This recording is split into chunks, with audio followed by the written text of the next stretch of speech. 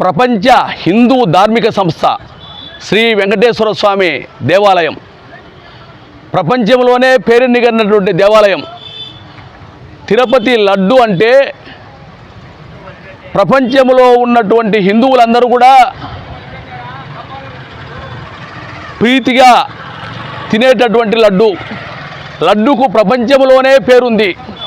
అలాంటి లడ్డూలో కొవ్వు కలిసిందని చెప్పి ఒక ముఖ్యమంత్రి నారా చంద్రబాబు నాయుడు గారు, ఉప ముఖ్యమంత్రి పవన్ కళ్యాణ్ గారు, లోకేష్ గారు, అదేవిధంగా కూటమి శ్రేణులంతా మాట్లాడడం అనేది నీచ రాజకీయానికి పరాకాష్ట.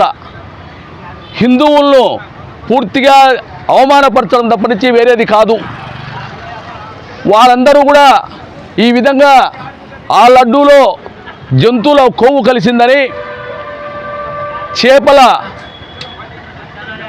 సంబంధించినటువంటి ఆయిల్ కలిసిందని చెప్పి మాట్లాడినారు. దాంతో హిందువులందరూ మేము ఈరోజు తినింది పంది కొవ్వా, చేపల ఆయిలా అని చెప్పి ఎంతో బాధపడుతున్నటువంటి సమయం. ఆ సమయంలో వాళ్ళు సిట్టేశారు. ఆ సిట్ అనేది తెలుగుదేశం పార్టీ వేసినటువంటి, తెలుగుదేశం ప్రభుత్వం వేసినటువంటి సిట్టు.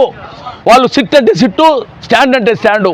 దానిపైన నమ్మకం లేక పూర్వపు టీటీడీ అధ్యక్షుడిగా ఉన్నటువంటి సుబ్బారెడ్డి గారు దానిపైన సుప్రీంకోర్టు ఆధ్వర్యంలోనే దీనిపైన విచారణ చేయాలని చెప్పి పోయిన తర్వాత అందులోకి కేంద్ర ప్రభుత్వానికి సంబంధించినటువంటి సిబిఐ, అత్యున్నత న్యాయస్థానమైనటువంటి సుప్రీంకోర్టు కూడా రావడం జరిగింది. దాంతో విధిలేని పరిస్థితుల్లో ఉన్న వాస్తవాలను ఆ సుప్రీంకోర్టు ఆధ్వర్యంలో జరిగినటువంటి సిట్టు బయటపెట్టింది. నెల్లూరులో ఛార్జ్షీట్ ఫైల్ చేస్తే ఆ ఫైల్లో దీంతో పంది కొవ్వు కలసలేదని, అదేవిధంగా చేపలకు సంబంధించినటువంటి ఎలాంటి ఆధారాలు లేవని స్పష్టంగా చెప్పడం జరిగింది. దాంతో తమ గౌరవం ఎక్కడో పోతుందో అని చెప్పి ఎవరైనా ఏం కోరుకుంటారంటే తిరుపతి ధార్మిక సంస్థ లాంటి సంస్థకు ఈ పేరు రాకుండా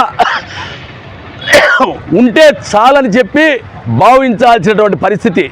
కానీ అట్లా కాకుండా ఈ పంది కొవ్వు కలిసినని చెప్పింటే ఇలా బాగుండన్నటువంటి దుర్మార్గపు ఆలోచనలతో ఈరోజు కూటమి ప్రభుత్వం, కూటమి నాయకులు, ముఖ్యమంత్రి చంద్రబాబు నాయుడు గారు ఉన్నటువంటి విషయాన్ని గమనించాల్సినటువంటి అవసరం ఉంది. ఇంత దుర్మార్గమైనటువంటి పరిస్థితి ఎక్కడ లేదు. ఆ మాట చెప్పిన తర్వాత దాన్ని జీర్ణించుకోలేక ఎవరైనా వాస్తవాలను ఉన్నది ఉన్నట్టు అందులో పంది కొవ్వు కలసలేదు, చేప ఆయిల్ కలసలేదని చెప్తే వారిపైన తీవ్రమైనటువంటి దాడులు చేసి వాళ్ళను ఈ కూటమి చోటా మాటో నాయకులతో తిట్టించేటటువంటి దౌర్భాగ్య పరిస్థితిలో ఉంది. కానీ ఇటీవల జరిగినటువంటి పరిస్థితుల్లో మన అంబటి రాంబాబు గారు ఆయన దానికి సంబంధించినటువంటి ఈ కొవ్వు కలిసిన కలవలేదని చెప్పేదానికి దేవుని దగ్గరికి పోయి ఆయన అక్కడ ఆ దేవాలయంలో ఆ కార్యక్రమాన్ని చేసి ఇంటికి వచ్చేటప్పుడు వాళ్ళ ఇంటి దగ్గరనే ఒక ఫ్లెక్సీ వేసినారు. ఫ్లెక్సీలో సిట్టుకు విరుద్ధంగా అక్కడ కొవ్వు కలిసిందని దుర్మార్గంగా ఆ ఫ్లెక్సీ వేస్తే ఈ ఫ్లెక్సీని తీయమని అడిగినందుకు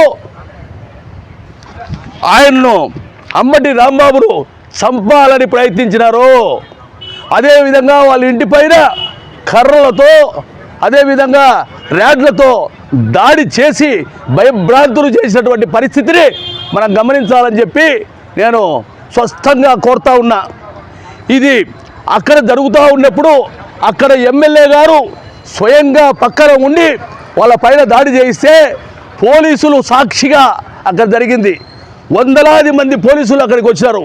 వేలాది మంది తెలుగుదేశం పార్టీకి చెందినటువంటి కార్యకర్తలందరూ అక్కడికి వచ్చి వాళ్ళ ఇంటిని ధ్వంసం చేశారు, వాళ్ళ కార్లను ధ్వంసం చేశారు, ఇంటికి నిప్పు పెట్టినారు.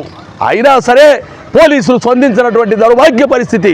పోలీసులు స్పందించకపోగా దాన్ని ప్రశ్నించినా నిలదీసినటువంటి అంబటి రాంబాబు గారిని జైలుకు పంపినటువంటి దుర్మార్గపు పాలన ఎక్కడైనా ఉందంటే ప్రపంచంలో ఆంధ్రప్రదేశ్లో తప్ప ఎక్కడ లేదన్నటువంటి విషయాన్ని మనం గమనించాల్సినటువంటి అవసరం ఉంది.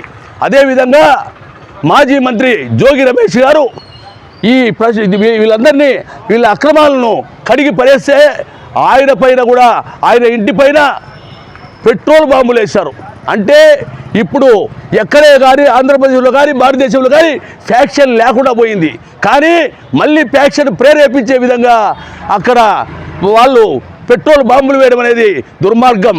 అంతకుముందు కూడా దీన్ని ప్రశ్నించినటువంటి భూమన కరుణాకర్ రెడ్డి గారిని, బోల బ్రహ్మనాయుడు గారిని, అదేవిధంగా వీళ్ళందరిపైన కూడా విడుదల రజనీ గారి పైన అందరిపైన కూడా సిగ్గు శరము లేకుండా వాళ్ళపైన కూడా దాడులు చేసినటువంటి దుర్మార్గమైనటువంటి వాళ్ళు ఈ కూటమి నాయకులు అన్నటువంటి విషయాన్ని మనం గమనించాల్సినటువంటి అవసరం ఉంది. కాబట్టి ఇవన్నీ చూసిన తర్వాత ఇప్పుడు మనం ఆటవిక రాజ్యంలో ఉన్నామా, ప్రజాస్వామ్యంలో ఉన్నామా అని చెప్పి నేను సూటిగా ప్రశ్నిస్తూ ఉన్నా. ఈ పరిస్థితులు చూసిన తర్వాత, ఈ దుర్మార్గాలు చూసిన తర్వాత, ఇవన్నీ చూసిన తర్వాత రాబో రోజుల్లో మా నేత జననేత మాజీ ముఖ్యమంత్రి జగన్మోహన్ రెడ్డి గారిని చంపినా ఆశ్చర్యపోవాల్సినటువంటి అవసరం లేదన్నటువంటి విషయాన్ని కూడా గమనించాలా. ఇప్పుడైనా కేంద్ర ప్రభుత్వం జోక్యం చేసుకొని రాష్ట్రపతి పాలన విధించాలని చెప్పి నేను కోరుతా ఉన్నాను. ఆంధ్రప్రదేశ్ విషప్రచారంలో ఫస్ట్, అదేవిధంగా శాంతి భద్రతల్లో లాస్ట్ అన్నటువంటి విషయాన్ని కూడా మనం గమనించాలని చెప్పి నేను కోరుతా ఉన్నా. ఇప్పటికైనా దీనిపైన పూర్తి స్థాయిలో చర్యలు తీసుకొని కేంద్ర ప్రభుత్వం జోక్యం చేసుకొని తప్పకుండా రాష్ట్రపతి పాలన విధించి కేంద్ర బలగాలను ఆంధ్రప్రదేశ్ తరలించకపోతే ఏం జరుగుతుందో తెలియనటువంటి పరిస్థితి. బిక్కుమంటూ ఈరోజు వైసీపీ శ్రేణులు ఉండాల్సినటువంటి దౌర్భాగ్య పరిస్థితి ఈరోజు ఏర్పడింది. ఈరోజు మన కూటమి ప్రభుత్వమైనటువంటి జనసేన కానీ, తెలుగుదేశం కానీ వీళ్ళందరూ కూడా ఈరోజు దుర్మార్గంగా ప్రవర్తిస్తున్నారు. అదేవిధంగా భారతీయ జనతా పార్టీతో వీళ్ళు పొత్తు పెట్టుకున్నారు. భారతీయ జనతా పార్టీకి పూర్తి విరుద్ధమైనటువంటి కాంగ్రెస్తో కూడా వీళ్ళు లాలూచిపడి ఈరోజు సిరిమిలమ్మ పిసిసి చీఫ్ సిరిమిలమ్మతో కూడా ఈరోజు మాట్లాడించేటువంటి దౌర్భాగ్య పరిస్థితి. అంటే వీళ్ళ పరిస్థితి ఎంత దారుణంగా తయారైందంటే ఈరోజు ఎక్కడికి పోయినా జగన్మోహన్ రెడ్డి గారు లక్షలాదిగా వేలాదిగా జనం తరలి వస్తూ ఉంటే గవర్నమెంట్ వచ్చే గవర్నమెంట్ ఖచ్చితంగా వైసీపీ అన్నటువంటి విషయాన్ని గమనించి ఏదో విధంగా ఈ అరాచకాలు సృష్టించి భయభ్రాంతులు చేయాలని చెప్పి ఈ మోసాలన్నింటి డైవర్ట్ చేయాలని చెప్పి భావిస్తూ ఉన్నారు. లాస్ట్కు మా జగన్మోహన్ రెడ్డి గారిని చంపినా ఆశ్చర్యపోవాల్సినటువంటి విషయం లేదన్నటువంటి విషయాన్ని గమనించి తప్పకుండా కేంద్ర ప్రభుత్వం జోక్యం చేసుకోవాలని చేతులెత్తి కేంద్ర ప్రభుత్వాన్ని వేడుకుంటున్నా. ఇంత దుర్మార్గమైనటువంటి పాలన మేము ప్రపంచంలో ఎక్కడా చూసి ఉండం.